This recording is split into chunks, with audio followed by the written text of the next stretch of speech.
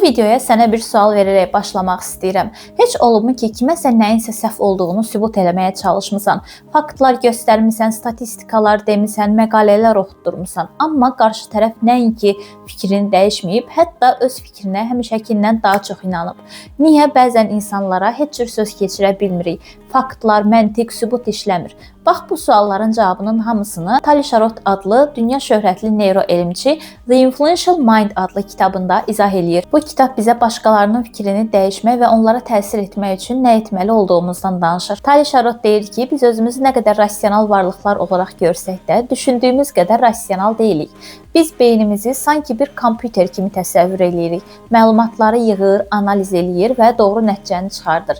Amma reallıqda beyin belə işləmir. Beyin analiz eləyən bir maşından çox özünü qorumağa fokuslanmış emosional bir sistemdir. Əsas məqsədi haqlı olmaq yox, xoşbəxt, təhlükəsiz bir yerdə mükafat qazanmaqdır. Və məhz bu səbəblərdən biz qərarlarımızın böyük hissəsini məntiqlə yox, hisslərimizlə veririk. Sharot kitabında yazır ki, insanın fikrinin dəyişməsinin qarşısındakı ən böyük maneə məlumatın yanlış və ya doğru olması deyil. Ən böyük maneə həmin məlumatın insanın mövcud fikirləri ilə ziddiyyət təşkil etməsidir. Çünki beyin mövcud inancları qorumağa çalışır. Bu inanclar insanın dünyanı anlama modeli kimidir. İnsan kim olduğunu, dünyanı necə gördüyünü, nəyi doğru, nəyi yanlış hesab elədiyini bu inanclar üzərindən qurur. Əgər sən bu modeli birbaşa olaraq sındırmağa çalışırsansa, beyin bunu fikir ayrılığı olaraq yox, şəxsiyyət itkisi kimi qəbul edir və müdafiə rejiminə keçir. Bu zaman sən danışdıqca qarşı tərəf heç səni dinləmir belə. O öz daxilində arqumentlərini hazırlayır. Məqsəd artıq həqiqət tapmaqdan çox öz mövqeyini qorumağa çevrilir. Məhz buna görə də qarşımızdakı insanı faktlar göstərmək kifayət deyil. Hətta bəzən tam əks effekt yaradır. Tali Sharotun ən məşhur araşdırmalarından biri beynimizin optimistliyə meyilli olması ilə bağlıdır. Bu o deməkdir ki, insanlar həyatlarında müsbət hadisələrin baş vermə ehtimalını şişirdir, qəza, xəstəlik və ya itki kimi neqativ hadisələrin onlara aid olmayacağını düşünürlər. Ona görə də bir insana başına gələcək neqativ hadisələrdən danışanda çox tanış cümlələr eşidirik. O başqalarına olar, mənə aid deyil, hələ ona çox var. Bu ilk baxışdan laqeydssizlik kimi görünsə də, yazıçı bunun əslində məsuliyyətsizlik deyil, beynin özünü bir qoruma mexanizması olduğunu deyir. Çünki əgər beyin riskləri olduğu kimi qəbul eləsəydi, insan daima təhlükə hissi ilə yaşayardı.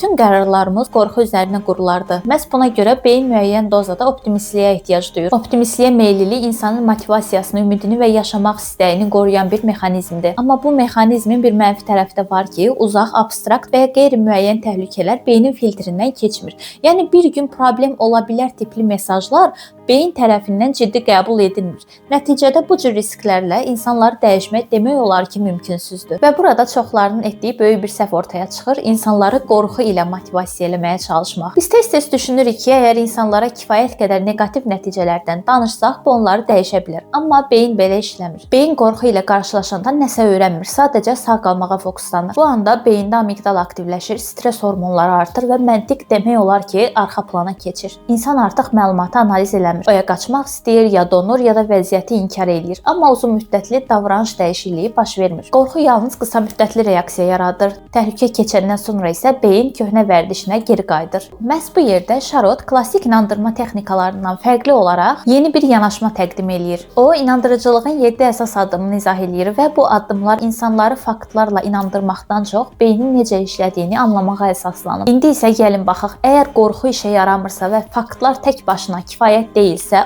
bəs onda nə işə yarayır? Sharota görə insanları dəyişməyin ən güclü yolu duyğular və emosiyalardır.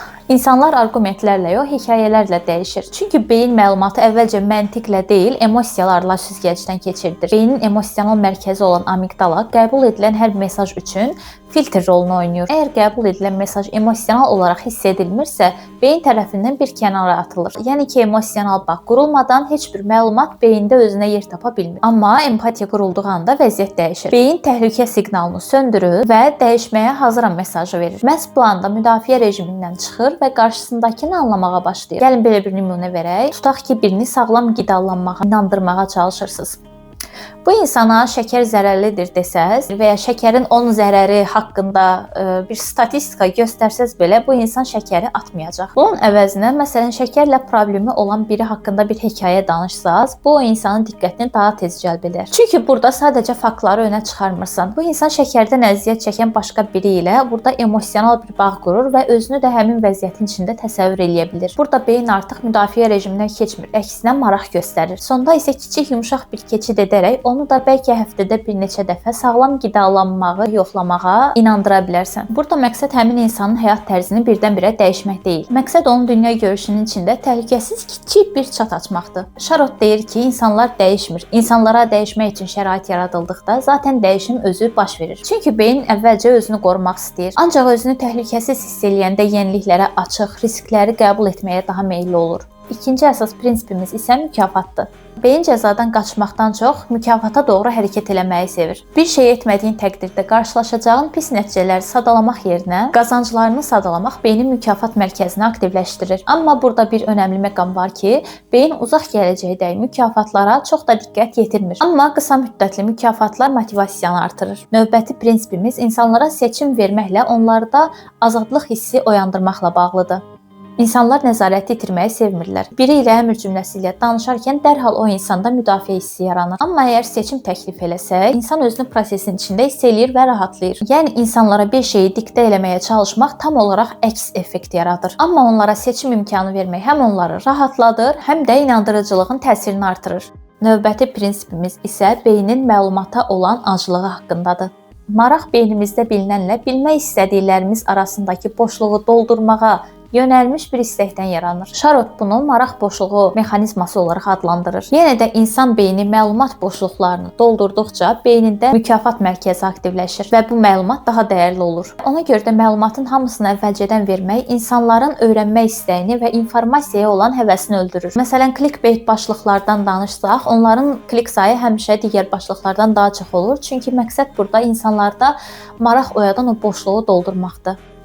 Növbəti inandırıcılıqda əsas rol oynayan prinsipimiz isə ruh halıdır. Stresli, qorxu içində olan və ya narahat birinə riskli bir ideya satmaq demək olar ki, mümkünsüzdür. Bu zaman insan heç bir risk istəmir, yeniliyi qəbul etmir və tam olaraq müdafiə rejimində olur. Əgər kimisə inandırmaq istədiyin mövzu vacibdirsə, əvvəlcə qarşı tərəfin emosional vəziyyətini nəzərə al. Mesajını ona uyğun təqdim etmək inandırıcılığın əsas açarıdır. Və son prinsipimiz isə sosial təsirdir. İnsanlar yaradılış etibarı ilə sosial varlıqlar olduğu üçün bir qərar qəbul edərkən ətrafdakı insanların davranışlarını da nəzərə alırlar.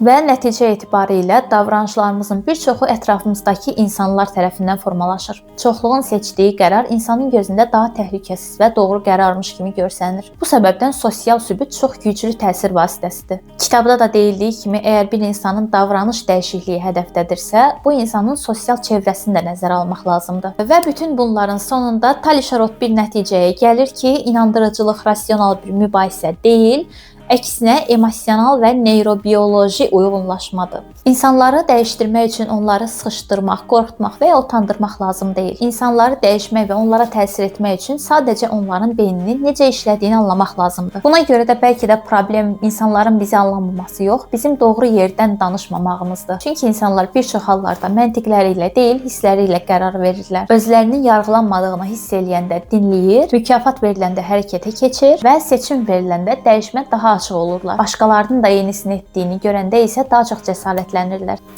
Video sənə ən azından biraz da ilham oldusa, bəyənməyi və ya rəy yazmağı unutma. Gələn videoda görüşənədək.